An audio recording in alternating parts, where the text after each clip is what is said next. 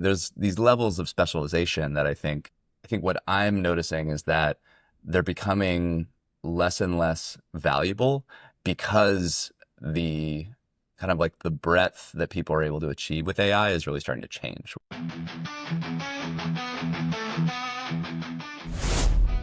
Welcome to Executives Unplugged, where we dive into the stories, strategies, and playbooks of top leaders.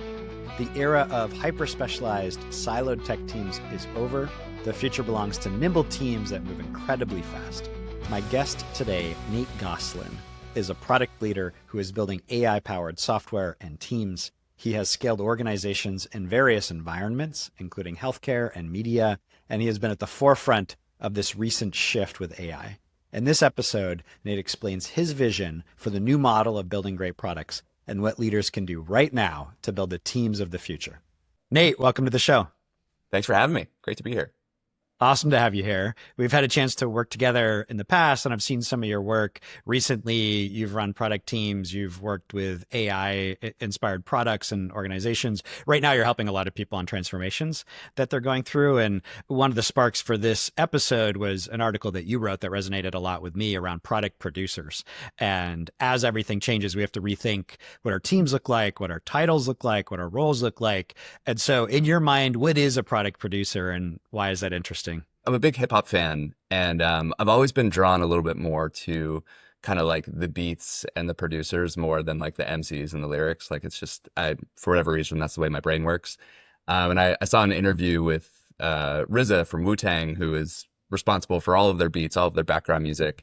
And I remember him saying that he like just decided to start studying music theory in like 96.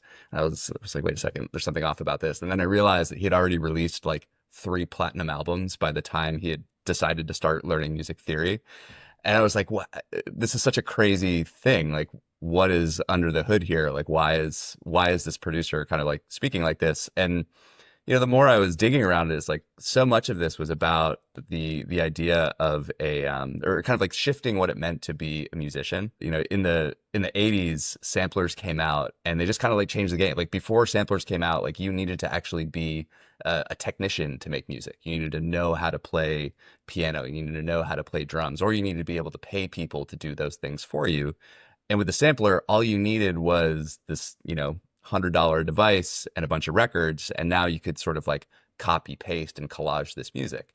And that was really the beginning of hip hop. Was now all of these people who didn't necessarily have access to musical training or instruments or any of those very expensive elements now were able to like express a craft in this very like kind of collage intuitive way. And it became way more about sort of curation and taste and vision than it became about sort of um, like technique or like hard skills in a way. And I think we're at a really interesting point here where we're seeing a similar transition for like product developers where up until now, like product has been, or just tech generally has been such a technical craft. If you're an engineer, you have to really deeply understand how computers work, the syntax of different coding languages. If you're a designer, there's all of these tools and sort of like practices that you need to develop. With product managers, it's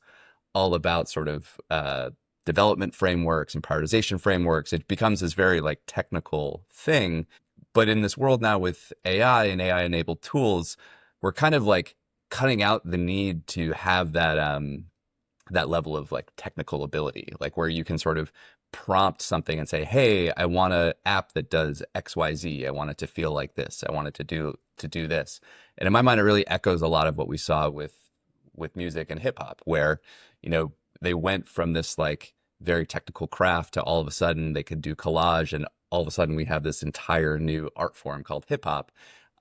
Where in software, I think we've been building these very almost like workman-like, I think, apps for the past couple decades. And as now we're kind of like short-circuiting or like enabling people to be more creative in code, I'm curious to see what comes next. I think we're going to see a lot more personalization, a lot more creativity, a lot more, I don't know, joy in the work that we're seeing. So that in my mind is really this idea of the product producer. It's a a person who I think has like taste and a vision for what an app or a piece of software should feel like, um, should be to people, and is able to just execute that with AI tools.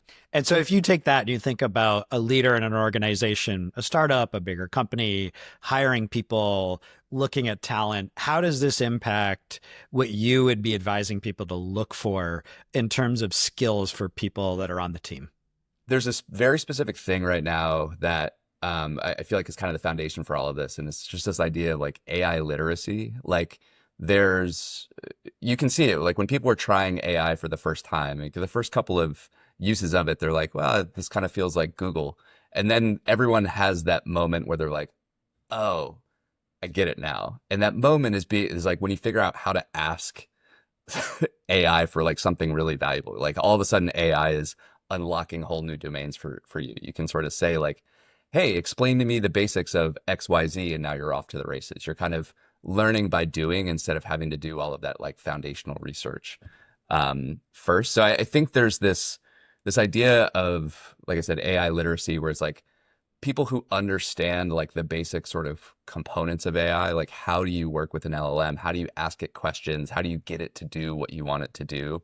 And also, I think how it fits into workflows. You know, there's so much talk right now about um, like AI stealing jobs or AI automating away jobs, and I think AI is automating away parts of jobs, but it's not the whole pipeline. You know, I think a lot of what people who are doing well with AI are recognizing is like if they can be really good at mapping out a system, they can, you know, um, iteratively sort of cut out little pieces of that and make it more efficient.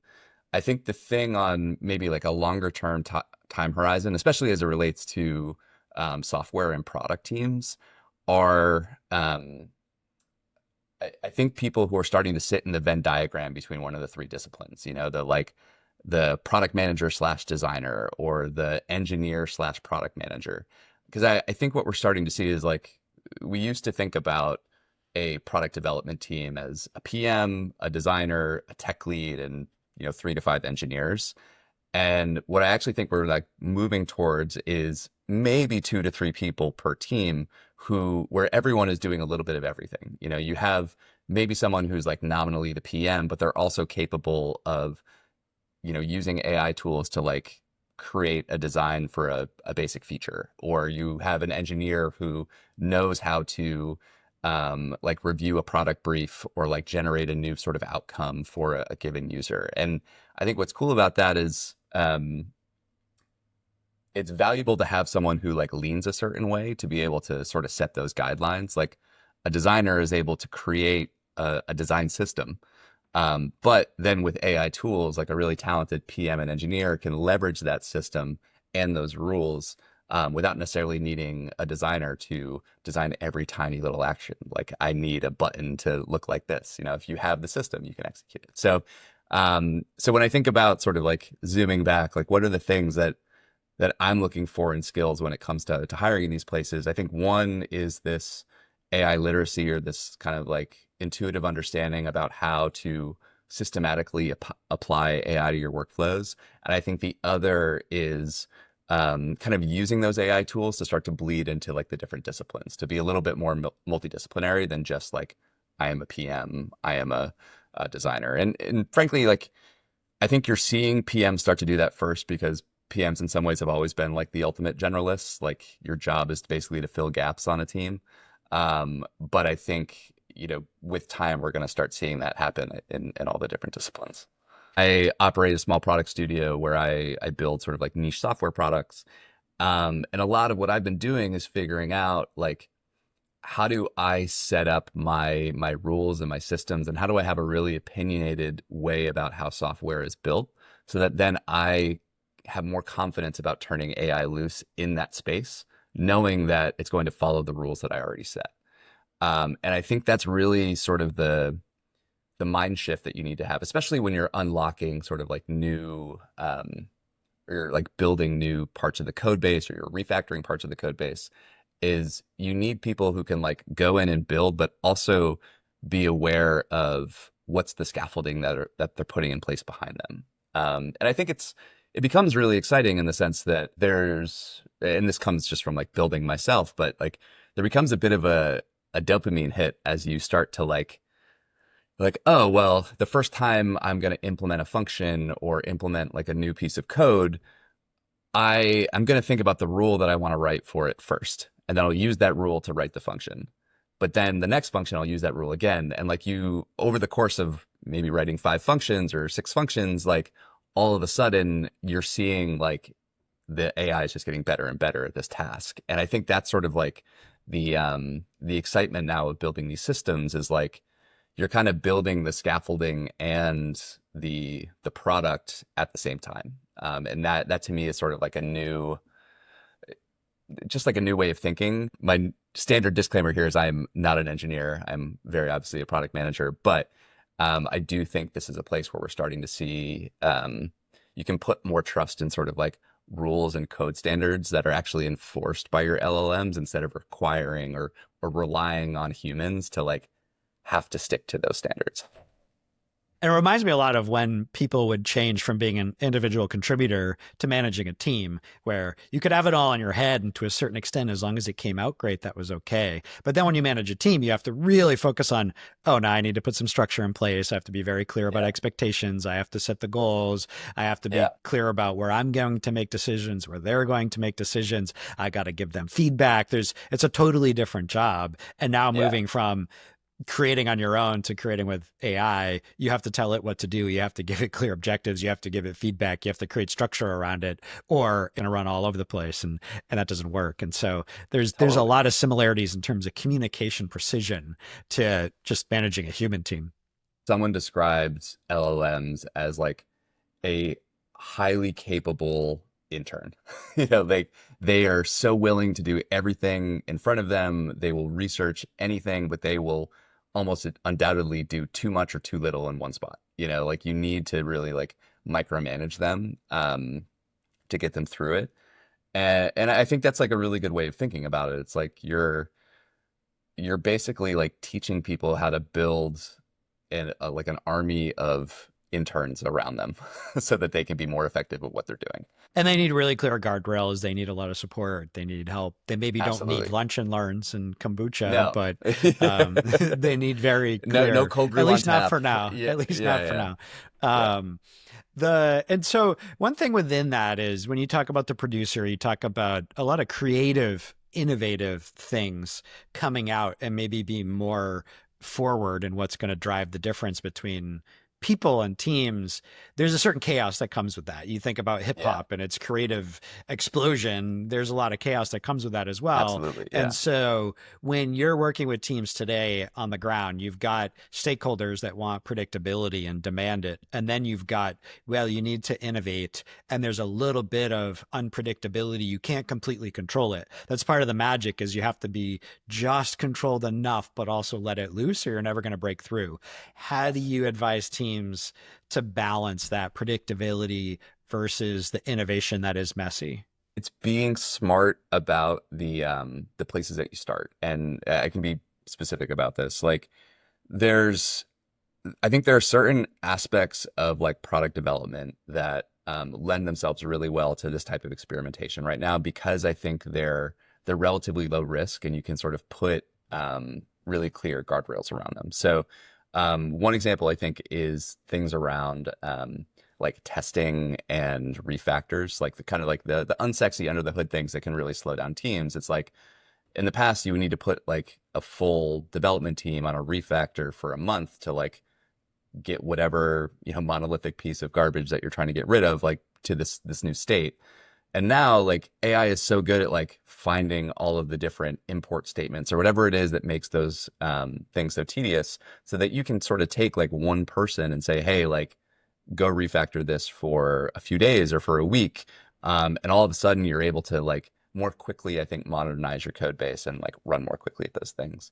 I think another space that is really exciting and that I'm starting to experiment with one of my clients now is this idea of like automated testing, where in the past they may have had a QA engineer, but like there are several now like AI enabled QA tools that will do all that end-to-end testing for you. So it kind of, and it'll throw an alert if something is broken. It allows you to like really sort of see what's there, and in some cases it'll like diagnose the issue for you, so you can be like, oh yeah, that was the fix. I'll just like do that really quickly. So it's like those types of things that I think like refactors and testing, like those are the concepts that I think were more of like a drag on like speed and development among teams in the past, and those are the things that are starting to automate away to like allow teams to think stay in more of that like creative, like outcome oriented headspace.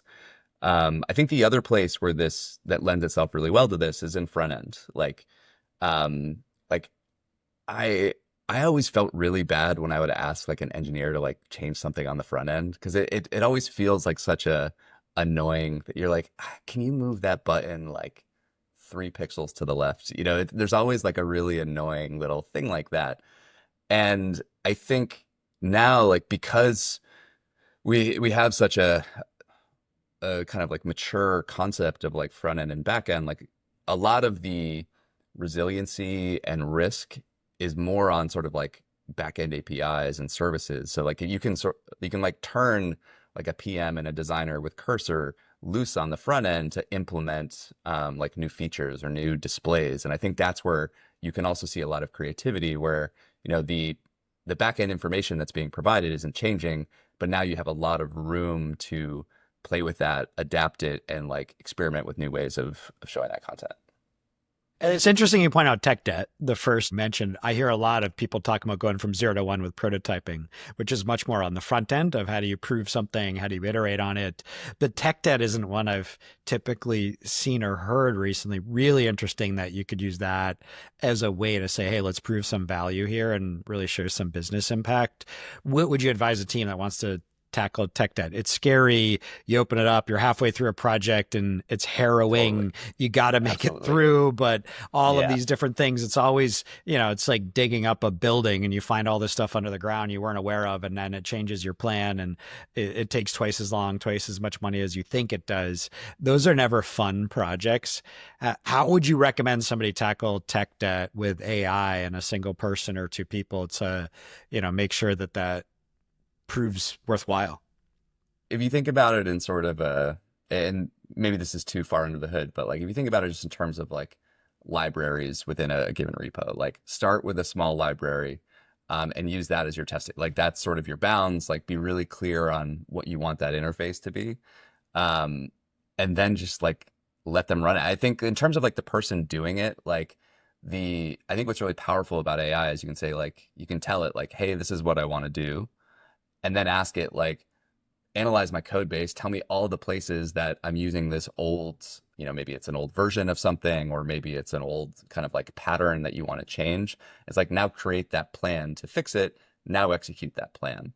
And what's cool is like at each part of that process, like there's still a human in the loop gate, when you sort of say like, all right, show me everything in the code base that does this, you can like look at it, be like, this doesn't feel right, or this does feel right. Like, have you checked here? Have you checked there? You can do a little bit of that, like intern level checking their work.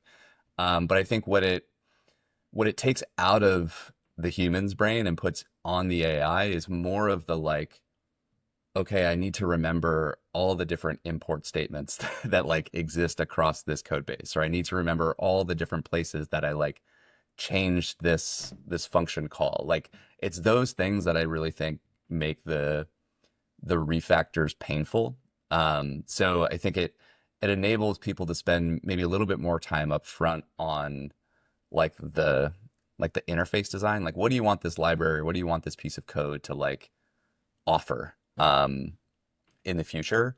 And now you can sort of give that pattern to the LLM and give it the code base and say like, help me come up with a plan for doing this.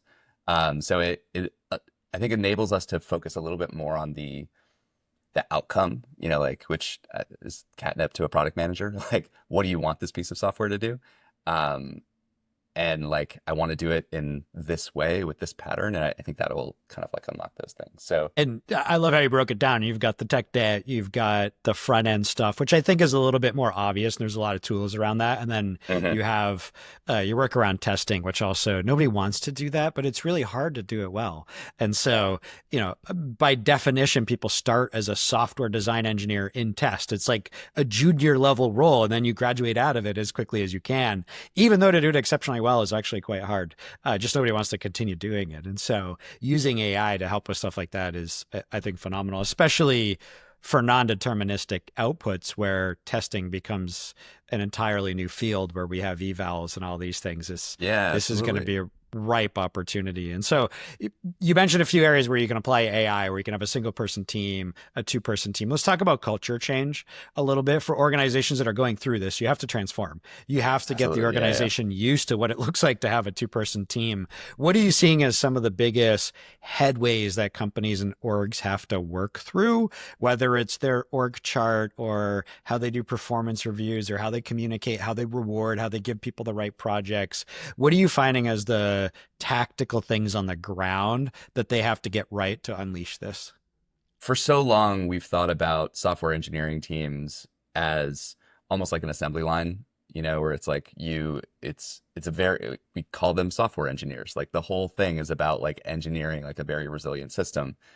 I almost wonder if we're like transitioning not fully, but like partially into this idea of like a studio or like an architecture studio where it becomes more about sort of like independent projects or smaller projects that reflect like a greater set of guidelines or a larger like ethos or set of principles on design. And that is sort of like the shared concept of the team. And I realize that's kind of like heady, but I think what I'm getting at is I think as software teams grow, I think you start to see a lot of like stratification and specialization in terms of the teams, where like all of a sudden you have your backend team or you have multiple backend teams, or you have your platform team, and then you have your like data pipeline team. Like you start to see this real specialization and sort of inability to like move across those elements. I think what's really interesting about the way things like rules are changed. So for those of you who aren't aware of cursor rules, like basically what you can do is like say, I want all of my tests to be written in this format, or I want all of my JavaScript files to be written with these sort of like style sets. And then whenever cursor writes code that is a JavaScript file, it'll use that set of like style guidelines.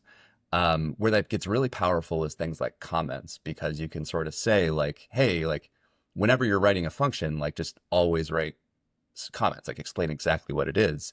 And over time, what's happening is like now, like, whereas before you needed to deeply understand how like a given file worked, like all of the context for the LLM is already in the file through comments. So you can sort of say like, hey, Cursor or hey, Claude, like, what is the interface? Like, how do I use this function, or how do I use this capability like in the profile? So you almost don't need that same level of code understanding and code specialization, because it's the context is all right there and it's like readable by the LLM.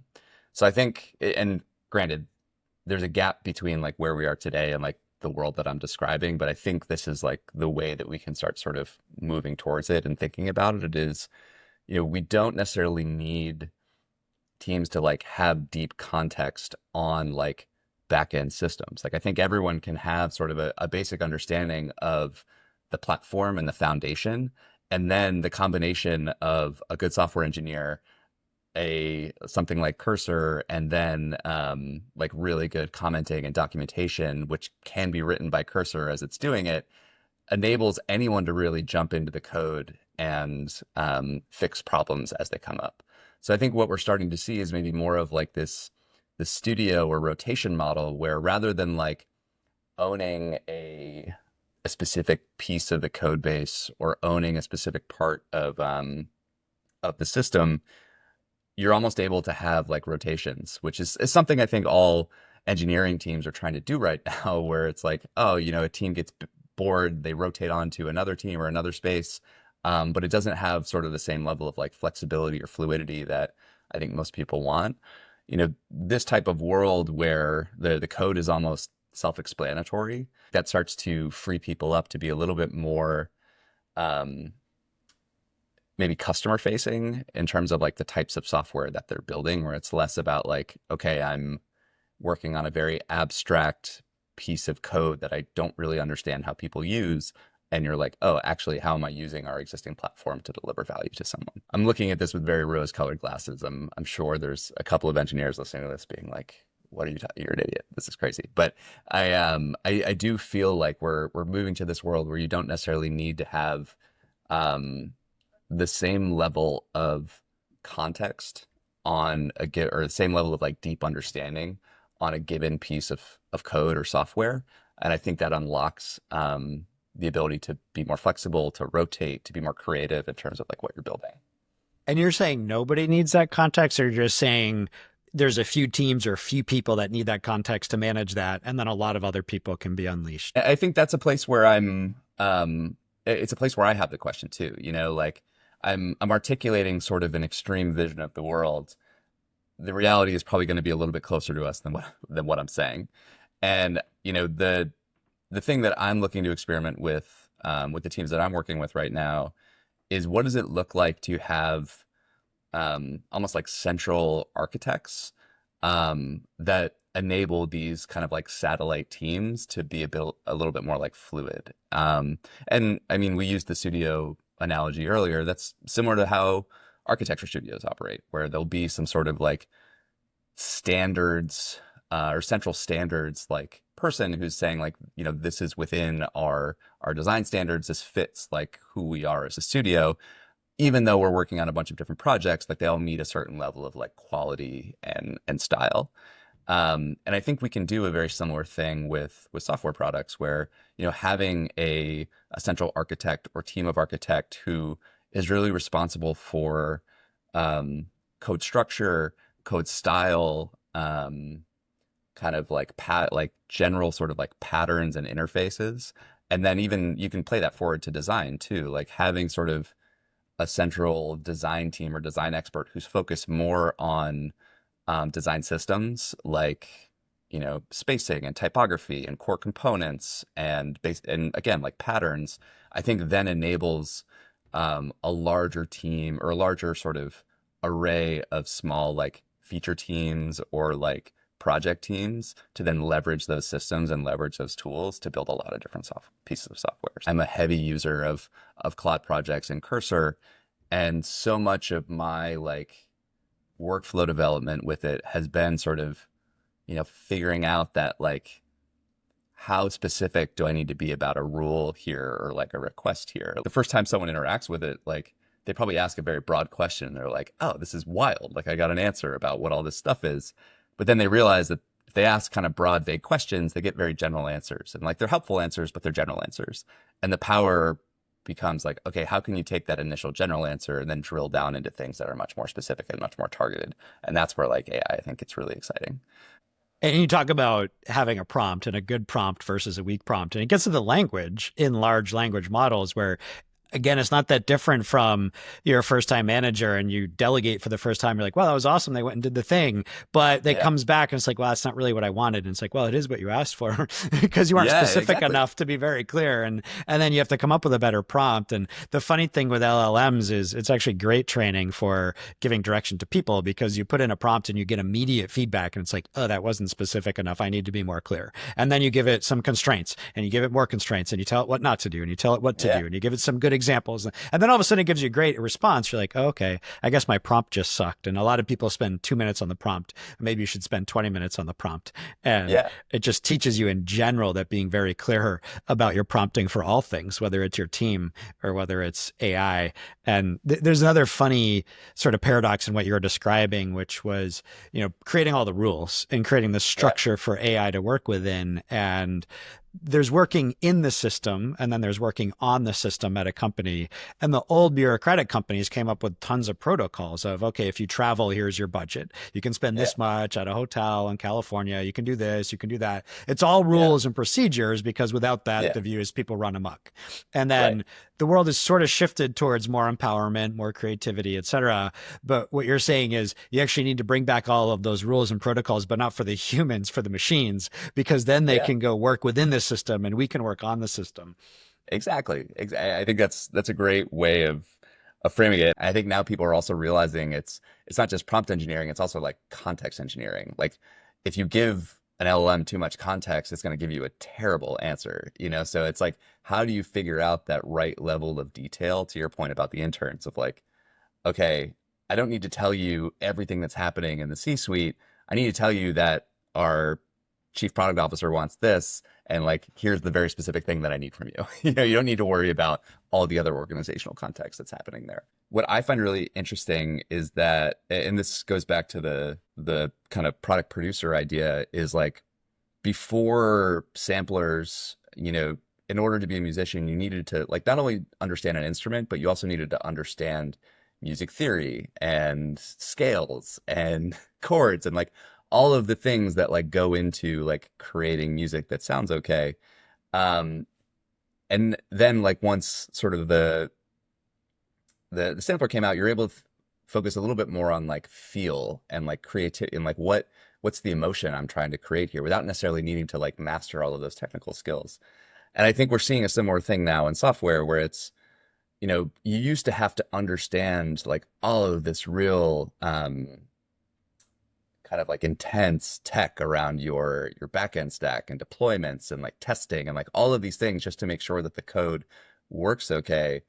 And it would keep you from building like the actual useful part of the tool for people. And I think now like those sort of like back end tedious tasks are the things we can start to delegate to our army of LLM agents, and enabling us to focus a little bit more, I think, on like the user facing outcomes and the user experience of the tool. When you think about, you painted a picture of what the future looks like with this studio. You talked about how to use AI to be very structured, to work in the system. You can have creativity on the system. You can work in a few different areas. But now to get from here to there, what are you seeing people do that's effective to iterate towards the org model that will enable that to succeed and to work? What should leaders be doing literally right now as incremental bets to shift the way that they operate?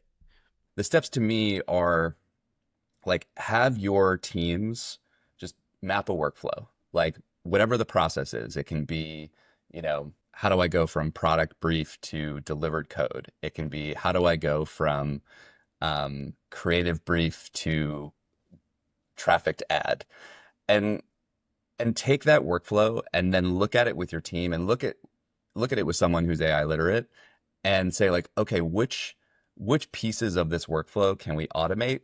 Pick one, try to get a first version of that out in a week, and then like And iterate that's on it one until person. You're assigning this to a single producer, if you will. I think that's one of the things that's exciting about a lot of AI tools right now is that you don't necessarily need to be a technical person. You just need to be you need to know how to ask Claude for the right thing.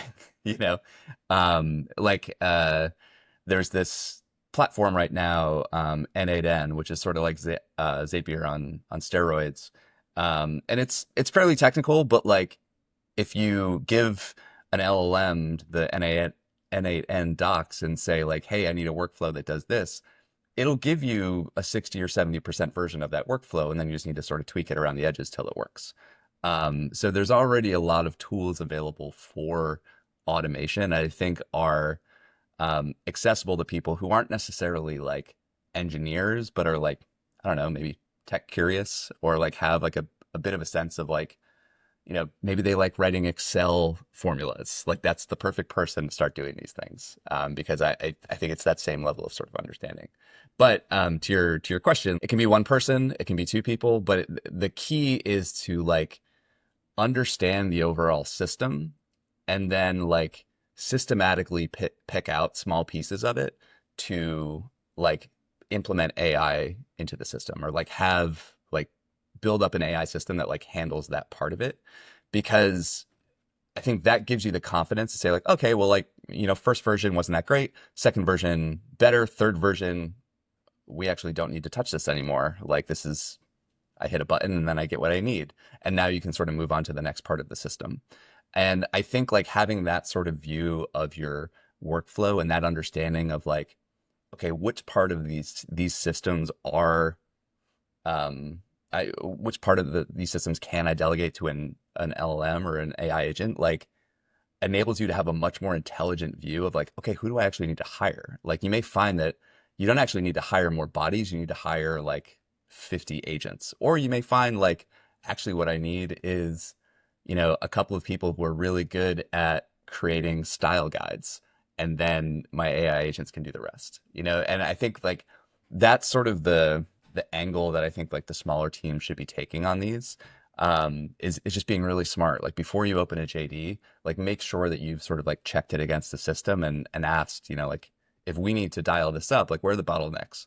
And are those bottlenecks solvable by a really good use of AI? And like I think for larger organizations, it's a lot harder. Obviously, like you have, I think part of the reason you're seeing so many layoffs is people are like going through this idea of like, oh, I can automate that, and that's what I think where a lot of this sort of like existential fear about AI is coming from. But I think the basic idea is still the same. It's like take a small project, give it to one or two people, and ask them to solve it with AI. I think like having a clear sense um, of that like overall workflow and that overall system that they need to fit into will help. I think the difference with the larger organizations is like you then also have the change management aspect on top of that. Like you may find that when you start automating things, you're going to unlock a part of your system or a part of your team that may not make sense anymore. So what do you do? Do you retrain them? Like what do you do in those scenarios? And I think that's what's going to make it much harder for the larger teams and the larger companies to sort of adapt to this. But I think those teams that are in sort of that, 50, 100, 200 sort of person spaces are really well positioned right now to like take advantage of this and like scale in more of like an AI native way. And when you're talking about this stuff, you're playing with fire. It's super powerful, but you're going to burn yourself a little bit here and there until you figure out how to Absolutely. use it. I Yeah. subscribe to the idea that everything is learnable, but not everything is teachable. A lot of times you have to self-discover things. And so companies as Yeah. organizations have to self-discover what works here, what doesn't work here, where is this powerful, where is it not, how do you approach it? And you just have to start that learning curve because you have to climb the learning curve. And you can't start at the top. You just have to go. So with that in mind, what are some examples of things that you've seen people try or that you've tried that didn't work? One is maybe more like work a little bit more like team structure based, like going back to this idea of like the producer and sort of how do you work through these different problems where I was working on a team that was trying to build an AI experience. The idea was to be able to like quickly get like an AI explainer of different parts of the page that you're on to help you understand like the product that you're working with. Um, and they basically had like a creative technologist, and then they had a design team that were working on the same problem at the same time, but like without really clear sort of understanding of who was doing what. Um, and the basically the design team went through all of this effort to like build these Figma prototypes. They did all this design, they did all this user testing. They were like, oh my God, like this is the perfect thing. And then, we actually tried to implement it and it was like just didn't work. Like it was like so off in terms of like the types of responses that we get back from LLMs, like the overall experience. Meanwhile, the creative technologist already had like a working prototype that I think we ended up like pushing to production like a week later. And what was really powerful there was like I think we're used to sort of thinking about design first and then build the system to meet the design. We're at this weird state right now where like a lot of the design is also in sort of like the prompt and context engineering and like understanding like what's the type of response that you get back from an LLM. So you almost need to be like you can't do that more waterfally like design code test. You almost need to like do it all at once, but do it in a very small way so that then you can sort of like build up on top of it and just like continually refine. It's like more about like fast iteration through that sort of development cycle than it is about your traditional sort of cycle. And then in terms of personal transformation, as leaders, we have to go through our own psychological adjustments here. And what's a belief that has worked well for you in your career that you've held, but could hold you back moving forward? I think something that's changing as I look at this is like an increased sense of like confidence and sort of like a blurring sense of like disciplines. Like I think so much of um career understanding in the past was about, you always start as a generalist, but then you start to move into like specialization. Even product managers are kind of like the ultimate generalists. And then you're like, all right, well, maybe I'm going to be a SaaS PM, or I'm going to be a B2B PA, like whatever like industry you choose. And similarly, like even within an organization, you're like, okay, am I going to be a sales marketer? Am I going to be a product marketer? Like there's these levels of specialization that um, I think what I'm noticing is that they're becoming less and less valuable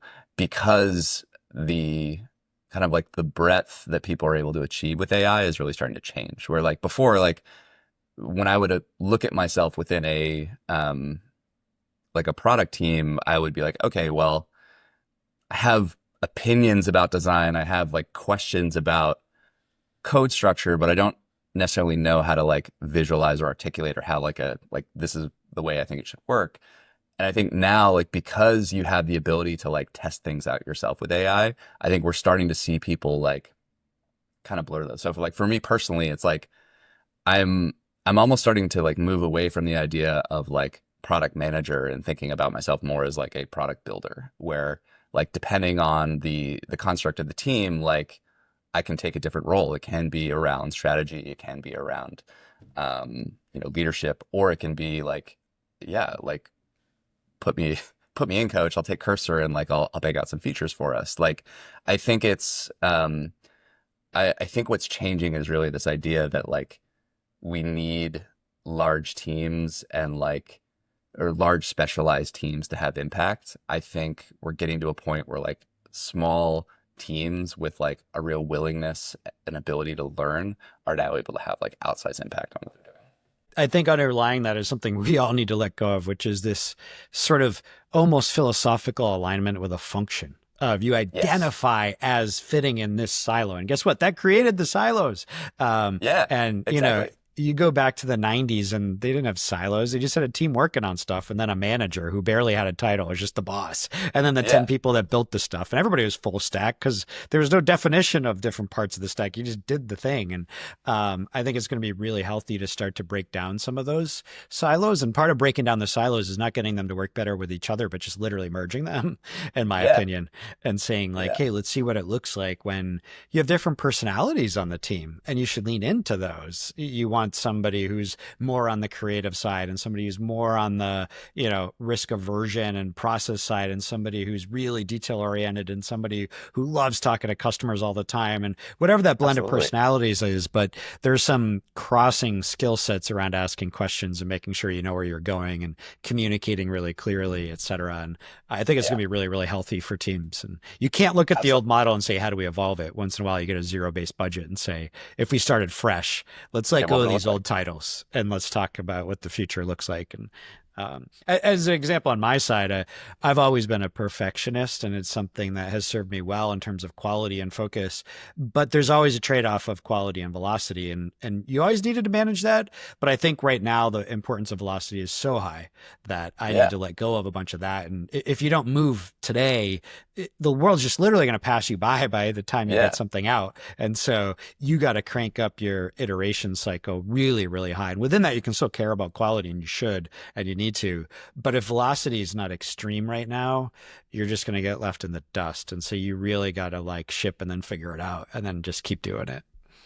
I agree. Like velocity is the most important thing right now. I have this sort of like aversion to it where it's like I don't think the answer to your point is like just blast like the answer isn't take the shotgun effect, or the shotgun approach. The answer is like, okay, just like much smaller iteration cycles. Like you can get something out that's like usable and useful faster than ever. Like do that. Like don't feel like you need to get to the like 90% or the 100% edges. Like get 70% out there.